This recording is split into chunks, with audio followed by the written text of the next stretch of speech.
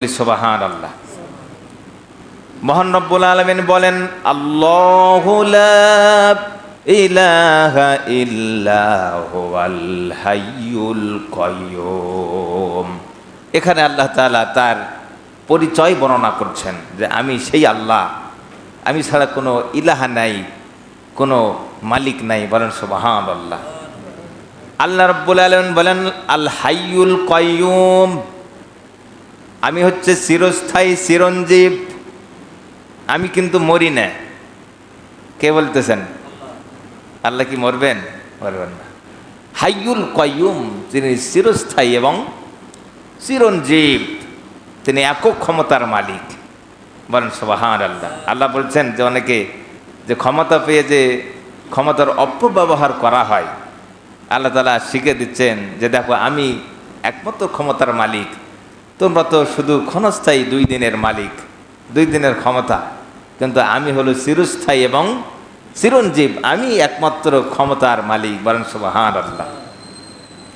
রব্বুল আলামিনের পরে বলেন ওয়াল হাইয়ুল কাইয়্যুম লা তাখুযুহু সিনাতুন ওয়ালা নাওম, আমি এমন একজন আল্লাহ, আমি কোনো সময় ঘুমাই না। আল্লাহ তাআলা ঘুমাই না। আমি গত সপ্তাহে বলেছি মুসা আলাইহিস সালামের একটি ঘটনা। মুসা তর্ক করছে আল্লাহর সাথে, আল্লাহ তুমি ঘুমাও না, কেমনে থাকো? আমরা তো একদিন ঘুম না পড়লে পরের দিন এই মাথা ঠিক থাকে না, গোটা শরীরটা কেমন জানি হয়, কিন্তু তুমি দিনের পর দিন বছর পর বছর ঘুমাও না। আল্লাহ তাআলা মুসাকে কি বললেন? তুমি 1 গ্লাস পানি ভর্তি নিয়ে বসে থাকো। হাতের তালুতে রাখলেন, রাখার পরে আল্লাহ তার মাথার মধ্যে ঘুম দিয়ে দিলেন, শরীরের মধ্যে ঘুম দিয়ে দিলেন, তিনি ঘুমিয়ে পড়লেন। এক সময় এই হাতের মধ্যে গ্লাস থাকবে, ঘুমায় গেলে পানি পড়া যাবে না। আল্লাহ বললেন যে তুমি যাই করো কিন্তু গ্লাস যেন না পড়ে, কিন্তু ঘুম ধরে ফেলল।